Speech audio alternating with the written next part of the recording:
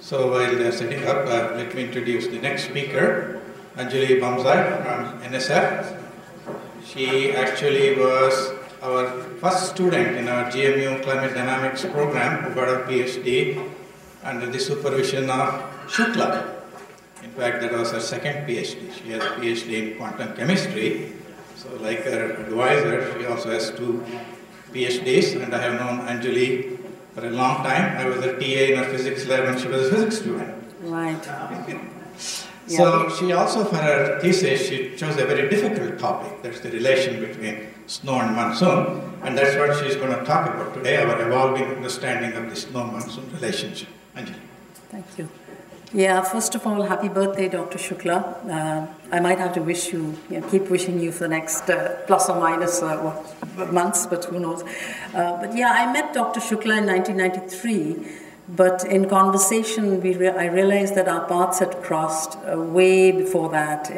When I was an undergraduate in Ferguson College, Dr. Shukla's advisor, Dr. Saha's daughter was my best friend, and actually when talking, Shukla put me in touch with Suru Saha and her elder sister. So I think I know him before, apart from his family members, I might know him longest before the MIT days. But anyway, it's been received a lot of affection from COLA. As a COLA alumni, I just want to say that I feel like I'm part of an extended family, not just of the COLA people who are always there for, and interested in what's happening in my life, but also the Charni. So Divino said that Shukla is his brother, and I also consider Shukla as my brother, and I consider Divino and all the Charni extended family as my cousins. That's the kind of warm feeling one feels for the lineage of Jules Charni. So I studied a relatively unexplored problem in the monsoon phenomena, the snow-monsoon relationship. It was languishing, and my presentation is really simple. I'm going to talk about very simple relationships, not much of dynamics. I'm going to talk about the seeds of the hypotheses, late 19th century, actually dates back pre-Blanford, and then what Blanford did. Then what happened in the early 20th century, Sir Gilbert Walker, and I'll show you a picture of Dr. Shukla getting the Gilbert Walker Award. We were there in Delhi at that conference. 76, actually before MONEX, it's interesting, as I was working for this paper, I realized that even before the MONEX experiment, and so we were actually standing on the shoulders of giants. And then there's a whole lot of empirical studies, modeling experiments. In fact, about a 5-year-old paper done looking at the CNIP3.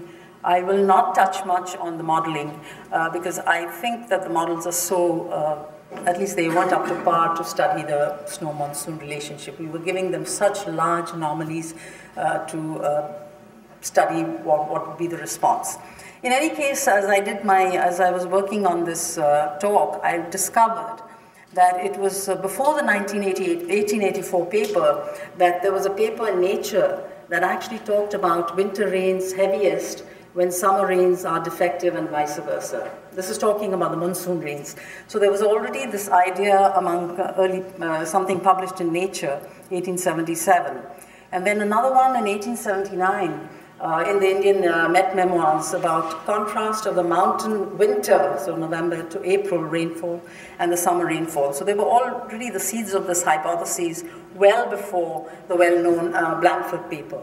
And now enter Henry Blanford. He was actually a paleontologist turned meteorologist, and he was the head of the Indian Met Department, 1875 to 1889.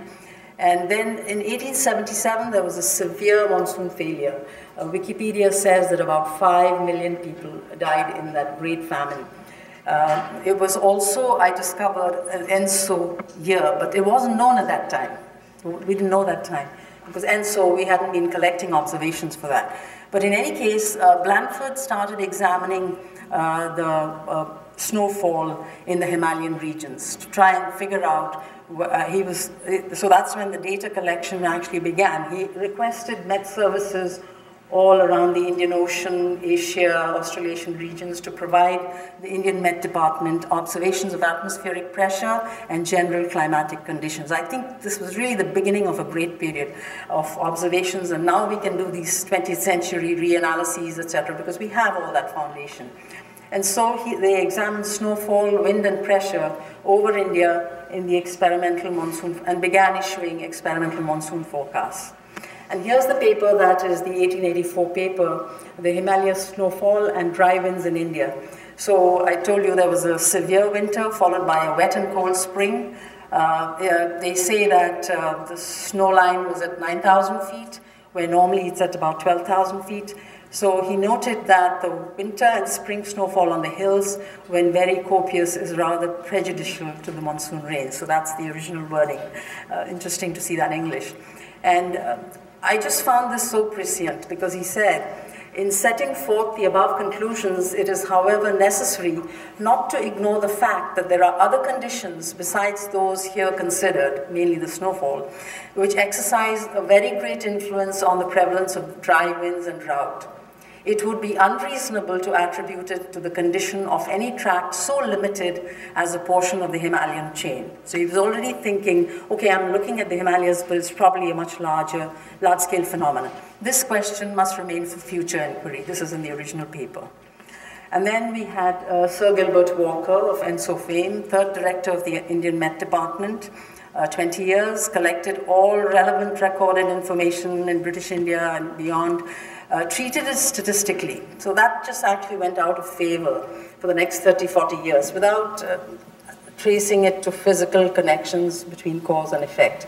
And the first forecast was issued in 1909, and there was a kind of waiting for the Himalayan snowfall accumulation. I think it was March, April, May or something. And then you fast forward about a century, and there was a presentation ceremony of the first Sir Gilbert Walker Gold Medal Indian Met Society, given biennially to an eminent Indian or foreign scientist of international recognition in the field of monsoon studies, and Dr. Shukla got it the first time, and I believe Krishnamurti got it recently again. So there's Shukla receiving his award. And when you look at the 20th century search for monsoon precursors, they're really strange. You know, they were looking at sunspots, variations, strength of the Nile floods, strength of the, I mean, they were just sort of scoping it, and that's what Gilbert Walker was doing. But he did have in mind that once we had enough data, we would be able to patch these things together and come to a holistic understanding. And he says in his 1932 paper, I think that the relationships of world weather are so complex that our only chance of explaining them is to accumulate the facts empirically. We know that it is impossible to explain cyclone lows until data of the upper air conditions were available. And there is a strong presumption that when we have data of pressure and temperature at 10 and 20 kilometers, so Dave Randall, I was thinking of him, we shall find a number of new relationships that are of vital importance. So he was intending eventually to get an understanding, and that's later we got the ENSO phenomena. Here's the NRC GARP MONEX panel of 1977, and T.N. Krishnamurti, Murakami, Shukla, Henry Stommel, Peter Webster, John Young in the audience all served as illustrious members of this panel. And we had a MONEX project office that Karen Sawyer was manager, and then we had Joachim Kuttner. And actually, Joanne Simpson participated in the Winter MONEX, the first woman PhD. And I just say this, or brought this all because I thought I would convey to the youngsters a sense of history about why we are where we are. I'll come back to snow monsoon. And there was a bit of cultural exchange as well. There's Jay and Sarah Fine, Sarah in Asari, and Krishna and Ruby, and Ruby also in Asari. So, you know. I don't see Chris in the picture. Behind. Yeah. That's Anne, but I think it's Anne. That's not Ruby? Oh, no, Ruby and Anne, not Chris. Oh, that's Anne. Okay. I think so. You'll have to check, yeah. Fantastic. Okay, then I have to change it. I thought it looked like Ruby to me, yeah. Oh, Sarah, Jade's about yeah. With the, oh, that when you put the beard. And the federal line. I thought it's Ruby Krishnamurti. So the federal liaisons from NSF were Dick Greenfield and Jay Fine at the time, and they paved the way for the US-India Science and Technology Initiative, which ran for 10 years. And then later on we had IndoX and other field campaigns in that region that were used with some leftover funds. Anyway, MONEX indicated to us the complexity of the monsoon phenomena. You know, we had a global, at the end of it, we had a global perspective of Asian monsoon. We understood better the seasonal march and annual cycle of the Asian monsoon, including onset, active, break cycle, and withdrawal. Monsoon variability at various time scales, we've discussed it the past 2 days, energy and water cycle of the Asian monsoon, synoptic systems, etc., etc. And they had land-atmosphere interactions, for example, snow-monsoon relations also thrown in there, Rossby wave teleconnection theory, dynamic and thermal effects of the Tibetan plateau, we just talked about that, predictability and prediction of the monsoon, paleoclimate, including centennial and millennium, all that was, MONEX really covered all that, and the impacts was also included. Now, 25 years later, they had a post-MONEX perspective, and this is some of the, now we have new topics, you know, this inclusion of anthropogenic forcing, greenhouse gas emissions, aerosols, decadal and interdecadal variability of certain characteristics, monsoon onset, circulation, precipitation, all extremely important phenomena. And MONEX gave us a rich literature,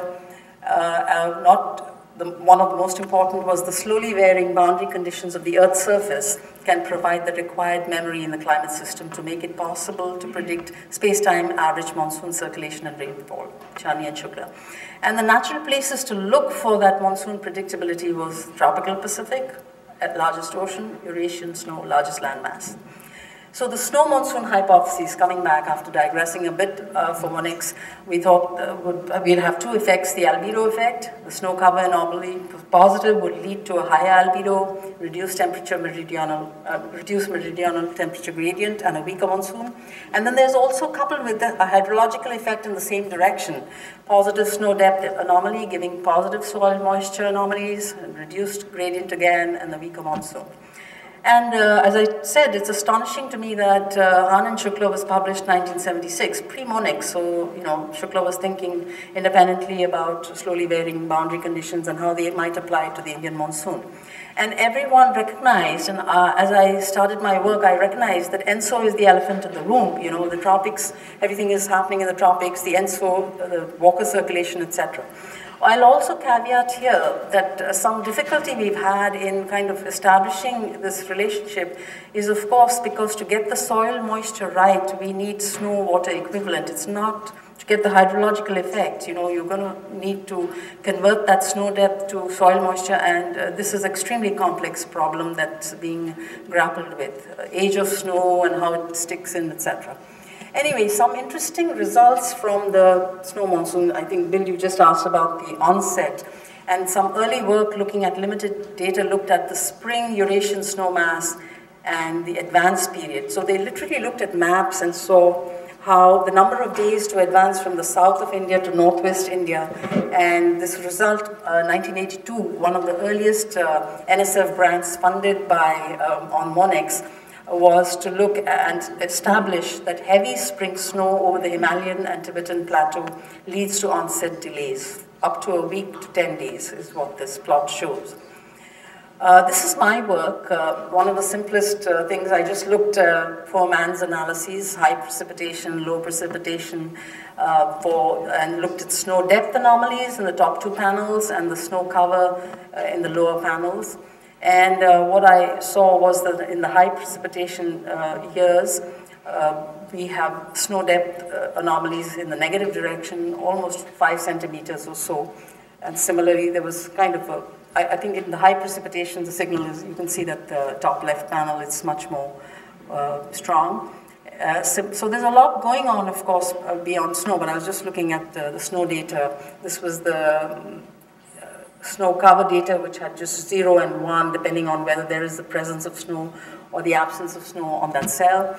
And it was deemed, it's pretty good by Dave Robinson, who did a lot of quality control. It's deemed appropriate for climate and large-scale studies. So that's the one we took. I had a limited time. It was 73 to 94, so about 22 years. This is a recent paper looking at a much longer time period. And you can see that, again, it's a similar 60 years of data now, and snow for the week, strong minus week, again, a composite of winter snow and depth cover and depth anomalies. And you can see consistent results to what we had obtained with a relatively shorter time series. You see snow cover there, the contours, they're averaged over Eurasia. It's not a robust predictor of monsoon because you actually have opposite signs, the blues and the oranges. So when you average, you're just losing the whole thing. But you have a statistically significant region in previous winter over Western Europe, and that's something similar to what we had got with the limited data. And snow depth, again, we got, this is consistent with our previous results. It shows an east-west dipole with, again, the strongest signal over Eastern Eurasia. So this is again from Pengs, and Herb Duvill has worked a lot on this problem. And he actually removed the NAO. The lower panel shows the strong minus weak monsoons and in neutral NAO years. And you can see that most of the signal is coming from the NAO. So his thing was that the NAO exerts a strong influence on Western Eurasian snow cover. Independently, I had been looking at this. Anyway, I'll give you the bad news. This was a paper by Robock et al. And basically they examined a very long time series of soil moisture, snow cover, surface air temperatures, atmospheric circulation, the NAO in this case, and monsoon precipitation, and got complete negative results. Snow does not control monsoon. Snow cover impact on temperature not prolonged beyond the season, so it cannot go from December to summer. No obvious relationship between soil moisture and monsoon, etc., etc. So completely, he was ready to toss it out.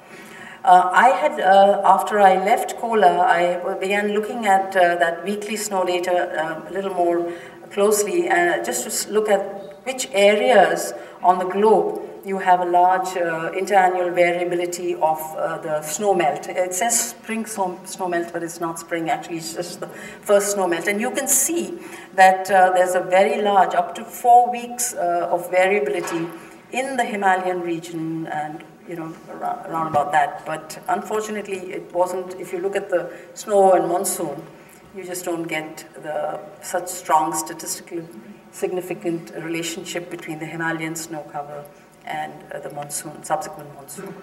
I met up with Dave Thompson and Mike Wallace, and I got the AO time series from them, and I did some composites with the Arctic Oscillation Index in its extreme values.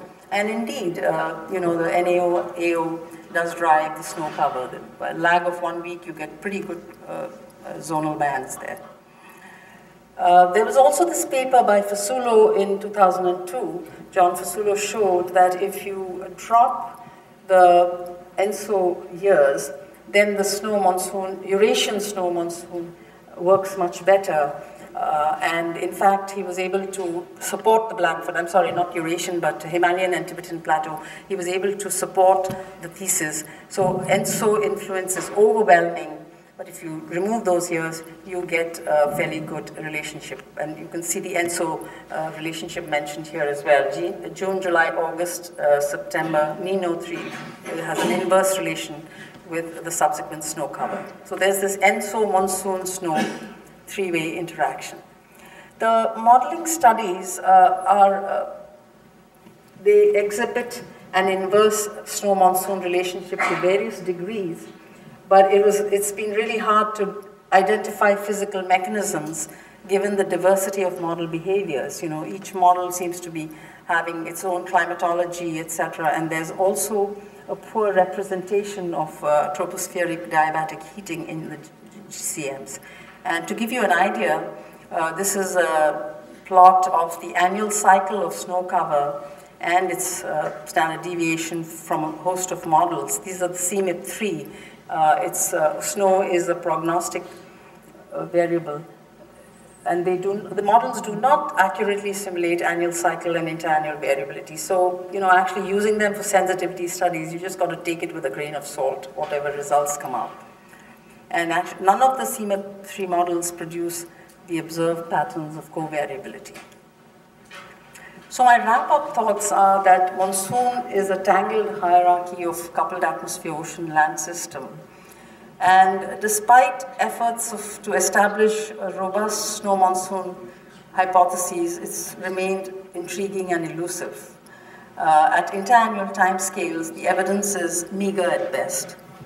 And I think later today you will hear from Dave Gutzler, who I misspelled his name, but he looked at spring snow cover in the Sierras and the North American monsoon, and I wondered what the update on that is. I was trying to ask him yesterday, and also Paul has been looking at soil moisture and land models and seeing whether there is memory sufficient to carry over 2 seasons. But I wonder whether it's time to discard the hypotheses, and is it variability in the midst of chaos? And there's no maybe not a predictable signal.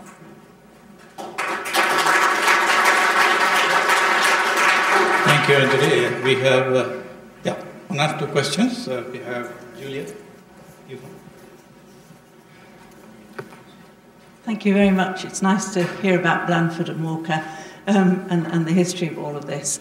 I mean, we did some studies, Andy Turner did some studies on this Himalayan snow. Yes. And there, of course, the result was that it just delays the onset.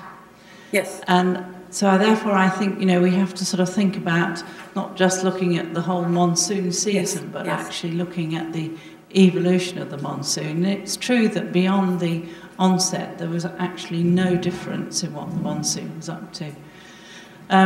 So I think, there's still maybe something there that is about that transition of the Himalayan heat source that we were hearing about earlier from Peter and the onset of the monsoon. There seemed to be a good signal there that was worth looking at. Yeah, the onset, I had it in the Day and Banukumar. Actually, there's been a recent paper last year's in JGR that has examined the reanalysis data of C20C past the 1950s, and they show that the onset is impact. Yes, I agree with you that it's possible, but I was looking at the snow monsoon in that. Yeah, the onset is possible. And that's still really important, really useful information, actually, to users. For farmers, yes.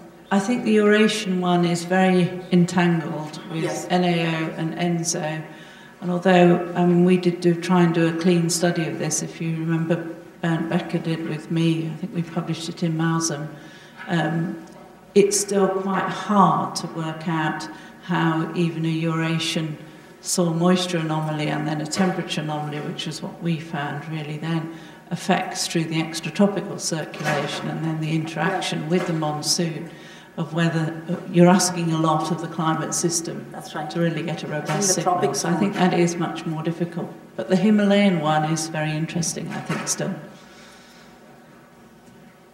Shukla has It's not a question, it's just a comment. I wanted to give credit to that author, Hahn. These are Hahn and Shukla, 1976.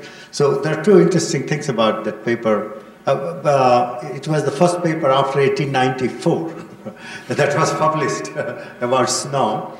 And Anjali is so nice. She's giving me credit that as if I was thinking about deep thoughts about boundary conditions in 1975 when I was a graduate student. Actually, I'll tell you the real story. I think I might have told you, but maybe I didn't tell you when you were doing your thesis. So Chani has just sent me to Princeton just because he was going on sabbatical. And I was, and Manabe had asked me to sort of work with Schwarzkopf about some GFDL model. But then there was another man there, his name was Doug Hahn, very nice guy, and he used to analyze satellite data, and one day he was walking in the corridor. I mean, by the way, that paper was written in one afternoon, just remember. The fact that it became a darling of GeoX and cryosphere program and modeling experiments is just totally amazing. He was walking with this.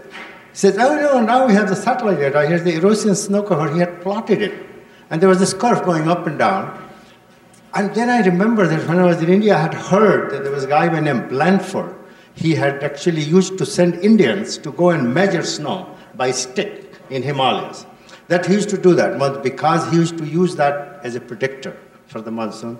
India government, after 30 years, decided to discard that. Yeah, and they said that this predictor has lost its power, so they discarded it. So I just remember the story, and I was looking at Doug's curve that was going. And the fact that I knew which year India has a drought, which year has a flood, and so on. And he said, this looks anti-correlated to the Indian monsoon. That's he said, really? He said, I don't know. I said, well, where can you find Indian data? Well, let's find it. Okay, let's call India, let's get, this is 75. So he plotted, the curves are going all over. Then I said, can you reverse the scale and plot snow going one way and the rainfall going the other way? Oh, wow, and the curves just fell together on one. There was the paper. Okay. But that earlier data, 67 to 71, that you used, was later supposedly having a lot of errors, according to Robinson. So that was the problem. This has been the problem, that it's patchy, it's non-stationarity. Yeah, I'm sorry we have to move to the next talk. Thank you, Anjali, and thank you, Shukla, for that historical note.